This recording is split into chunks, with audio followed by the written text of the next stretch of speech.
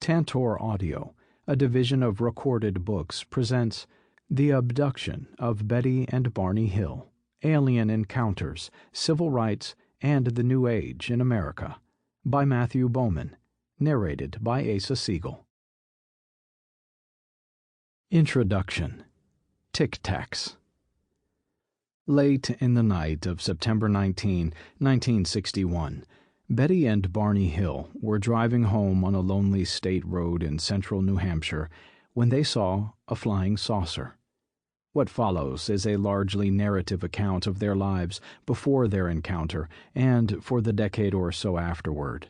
The Hill case is one of the best known and most written about of American cases of strange things seen in the sky, and is regarded as the first case in the United States of what has come to be called alien abduction, in which human beings are captured by beings from a craft in the sky. I became interested in the Hill case because I was exploring American culture in the mid-20th century. The Hills' story seemed to me to encapsulate much of what was happening to the United States in those years.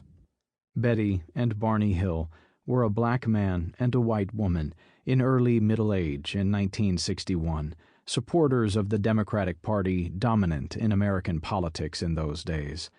They were active in the civil rights branch of the Black Freedom Movement that pushed for racial integration. Betty was a college graduate.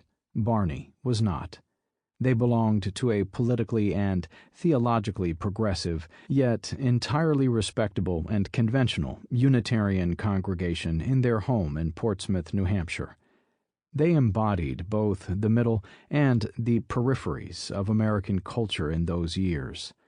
They were also, like many Americans at the time, aware of and a bit ambivalent about the concept of flying saucers.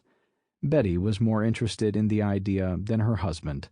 After the Hills saw the craft, Betty Hill remembered asking Barney, "Do you believe in flying saucers now?" He replied, "Of course not." Betty Hill called it a flying saucer because that was the language of the time. The term had grown popular over the past 15 years to categorize strange things Americans were seeing in the sky. A wave of such sightings had been widely reported in 1947, and new such flaps, as they are called, occurred in 1952 and again in 1957. Americans had grown accustomed to the term flying saucers, and many unquestioningly embraced the assumptions it carried. The first was that these objects were technology, something built by intelligent beings, rather than things supernatural or living. The second assumption was that technology in the sky was in the province of the American military. In 1948, the Air Force, wary of rockets, jets, and bombers, mounted a study of flying saucers because of concerns that these things were hostile technology, perhaps developed by a foreign power, perhaps the Soviet Union. The Air Force redubbed them unidentified flying objects to indicate their seriousness. The Hills, like most Americans in the early 1960s, believed that the state could be trusted to handle whatever challenge these sightings might pose. In 1958, the American National Election Study found that 73% of Americans said they trusted the federal government to do the right thing. By 1964, that number had reached 76%. The Hills were among this number. They were part of what has sometimes been called the New Deal Coalition, a collection of American voters who, for at least a generation after Franklin Roosevelt's death in 1945, would make the Democratic Party dominant in national politics.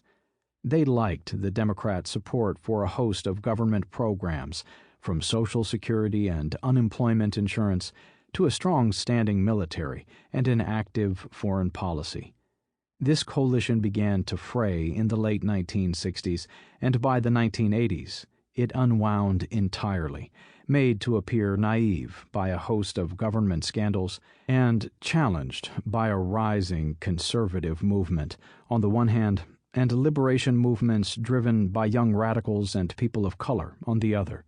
Amidst the fracturing, trust in government began to plummet, and so did trust in its various appendages. Some Americans invoked the alliance between the state's national security agencies and the corporations that provided them with research and equipment, ominously labeled the military-industrial complex by President Dwight Eisenhower in a speech in January 1961. In September of that year, the Hills still presumed the good intentions of their government and considered it their obligation to notify the Air Force of their strange sighting. But by the end of the decade, they would not be so sure.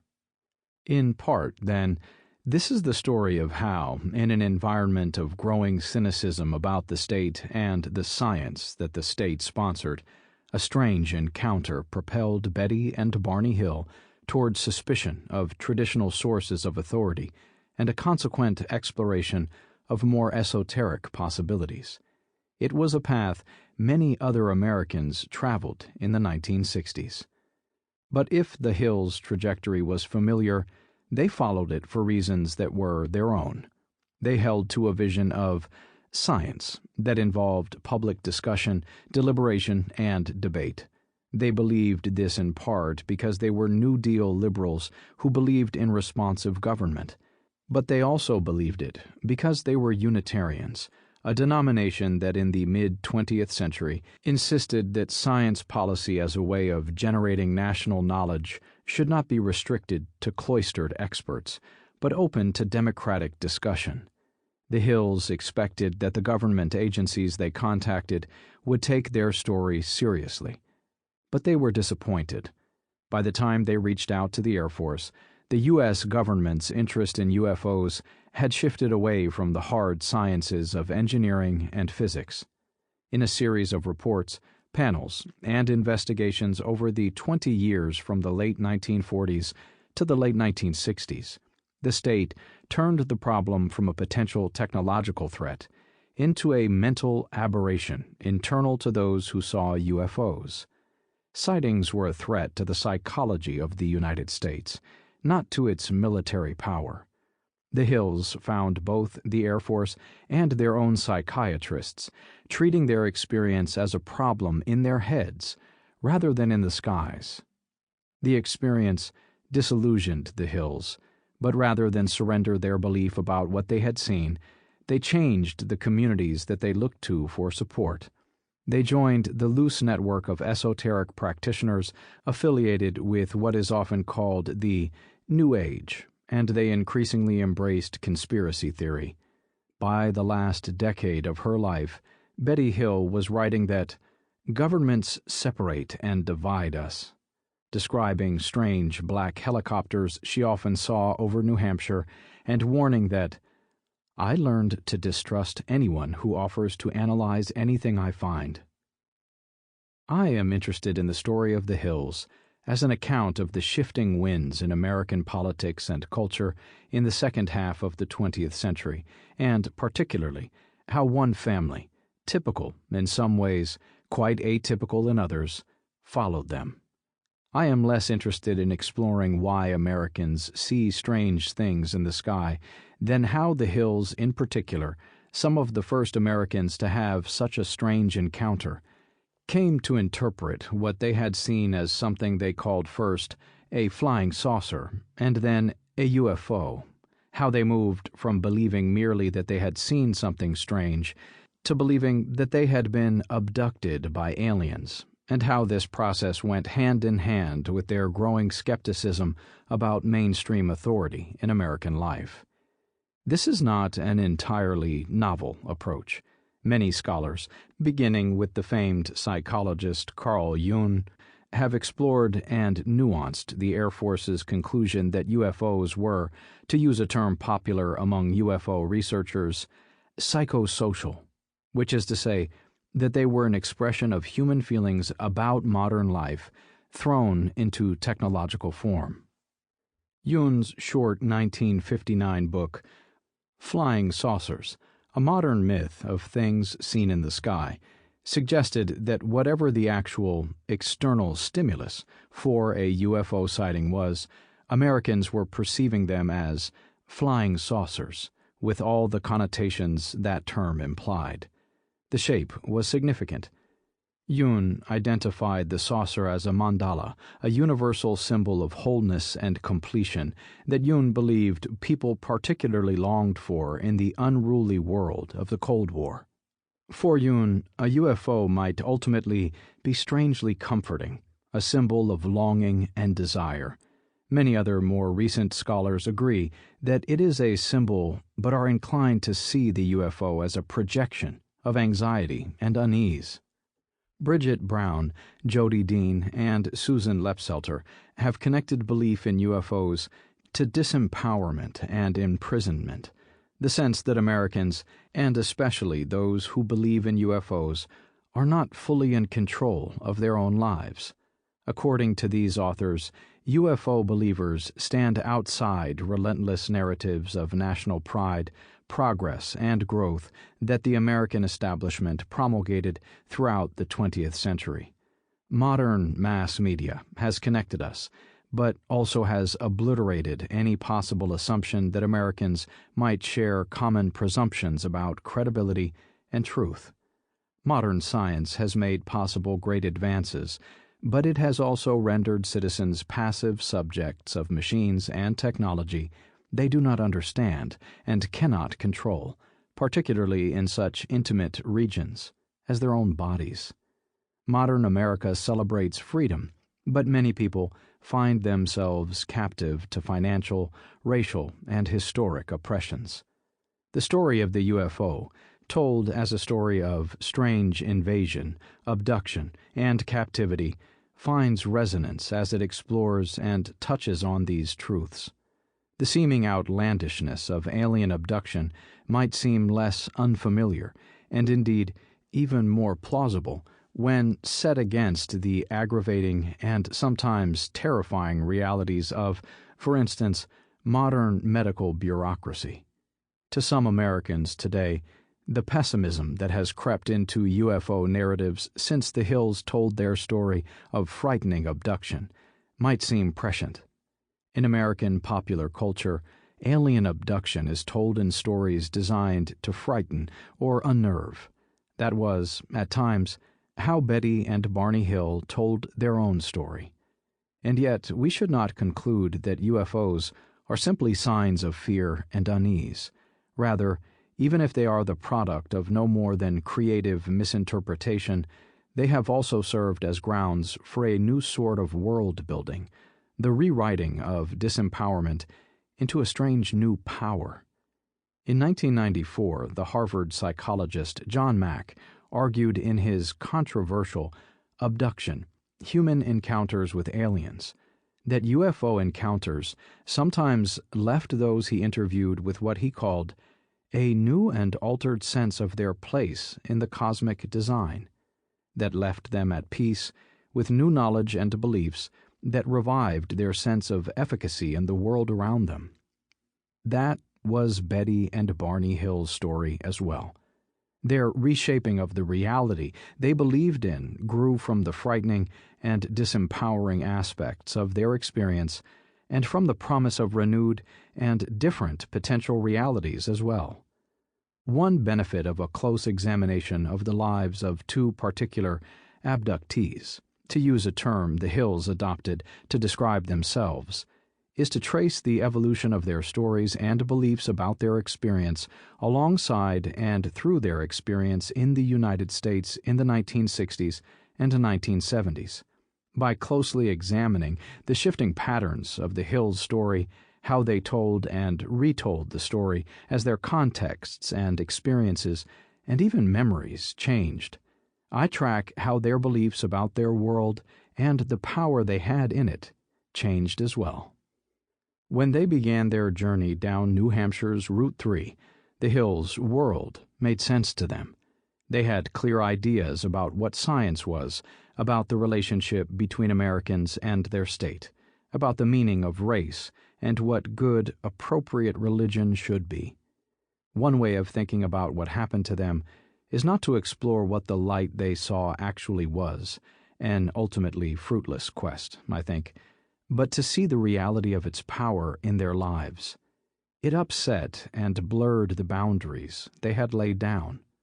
The Hills grew less certain about what was science and what wasn't as they sought to reconcile what they believed they had seen with what scientific authorities told them was possible.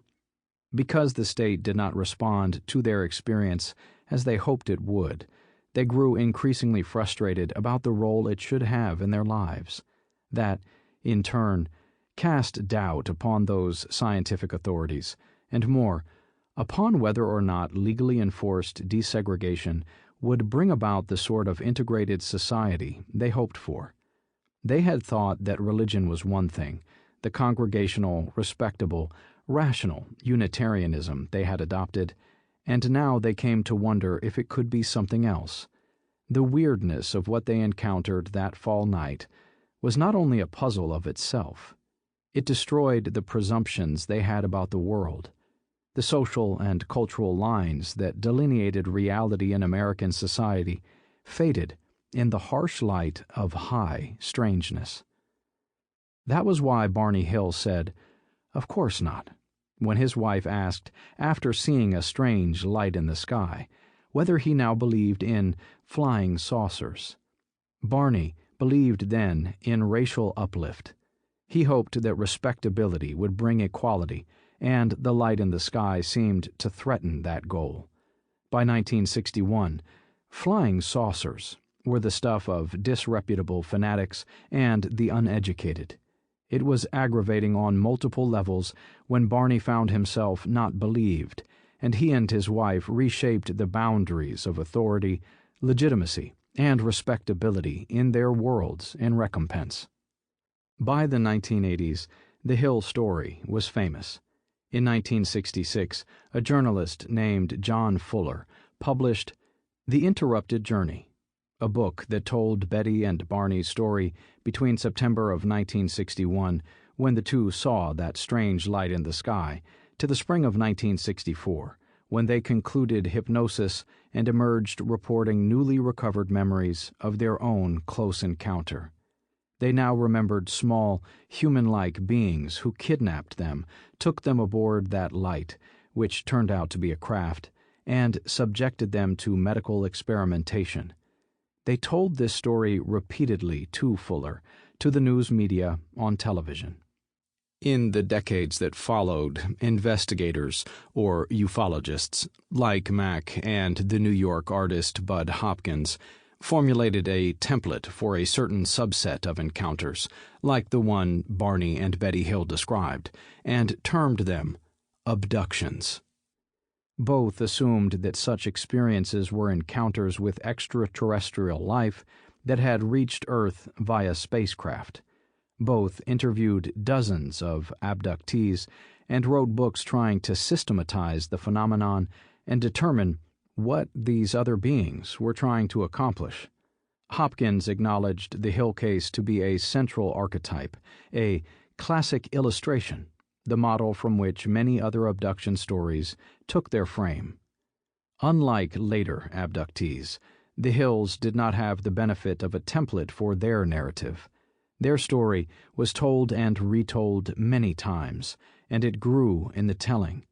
But this should not be merely a signal of its unreliability. Rather, their retellings reflected the various authorities they turned to. The military did not seem interested in the Hill story.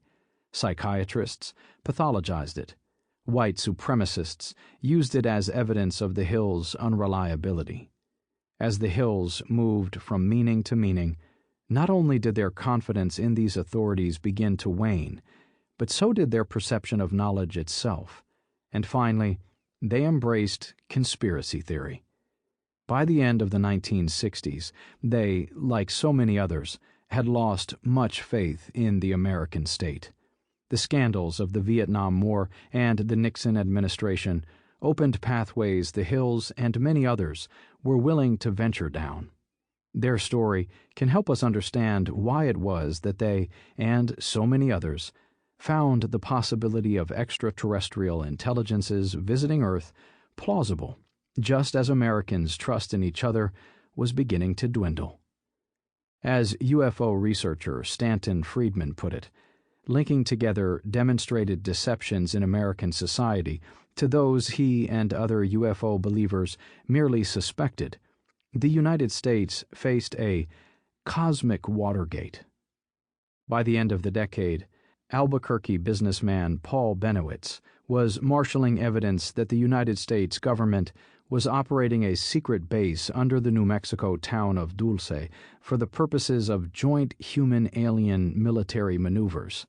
Betty Hill was writing about black helicopters surveilling her friends and faceless government bureaucrats rifling through her mail. The scholar Michael Barkin has identified conspiratorial thinking as its own strain of politics that flourished in the cracks of the New Deal order, a strain of politics that downplayed belief in common identity, in good faith debate, and in pragmatic policies. Instead, conspiracy theory emphasized the helplessness of individuals and cast suspicion on the efficacy of democracy, locating power in a shadowy and sometimes interchangeable elite. Conspiracy theory grew among those who either rejected conventional politics, like many white advocates of the New Age, or those whom it failed, like black Americans. And many UFO believers, as they felt rejected by the American establishment, like the Hills did, embraced this alternative. The issues that strained the Hills as they sought to come to terms with their experience remain unsettled in the early 21st century, and of course, UFOs remain as well. On November 14, 2004, Kevin Day was serving as a radar operator on the USS Princeton, a small missile cruiser traveling with the USS Nimitz, one of the largest aircraft carriers in the world, a nuclear-powered warship the size of a football field, engaged in exercises off the coast of San Diego. As the Princeton cruised in the Pacific, Day sat in front of his radar screen, staring at strange clusters of 5 to 10 blips. They were moving too slowly to be regular aircraft, around 130 miles an hour.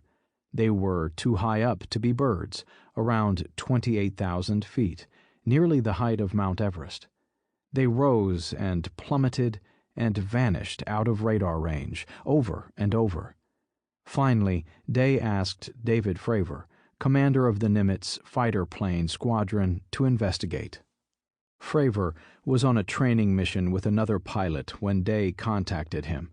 They had taken 2 Super Hornet aircraft to a point around miles off the coast. He said when he arrived at the spot to which Day directed him at first, he saw nothing, but then he looked down. The ocean's surface was frothy and roiling. Darting back and forth above the churn was a dull white cylinder that Fravor pegged at 40 feet long. He said it looked like a tic-tac. Suddenly, it darted away. It accelerated like nothing I've ever seen, he told the New York Times. An hour later, another pilot found the object, or one similar, and filmed it. The camera footage captures a whitish, oblong shape that suddenly darts from the frame. Fravor's story was part of a cascade of revelations that began with a 2017 story in the New York Times that described the Nimitz encounter and culminated in a host of summer 2020 disclosures from the Pentagon, including the declassification of several very similar videos.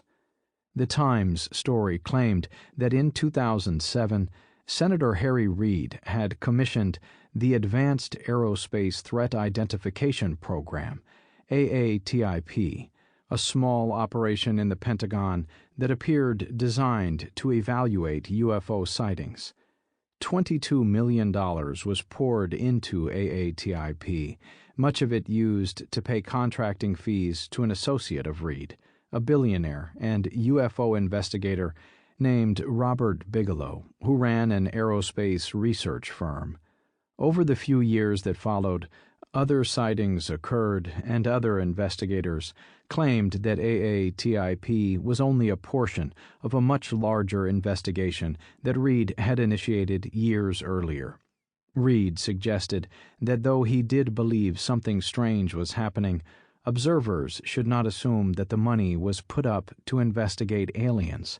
After all, he pointed out, UFOs simply refers to unidentified flying objects, not necessarily extraterrestrial craft, and such a study might be valuable for military reasons unrelated to alien life. Reed noted that many government officials had begun using the acronym UAP for unidentified aerial phenomena rather than UFO, hoping to avoid the weird associations the latter term conjured. But he continued to use UFO himself, and in this book I will do the same. It was the term the Hills used.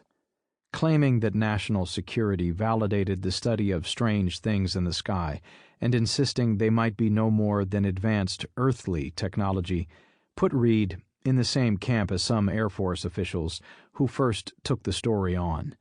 But it was evident that other figures in the story believed in other stories UFOs might tell. One, Luis Elizondo, is a former staffer in the office of the Undersecretary of Defense for Intelligence, who claims to have run AATIP. He treats the Navy videos as a warning of sinister government conspiracy. I took my mission of exploring unexplained aerial phenomena quite seriously, Elizondo told the Washington Post.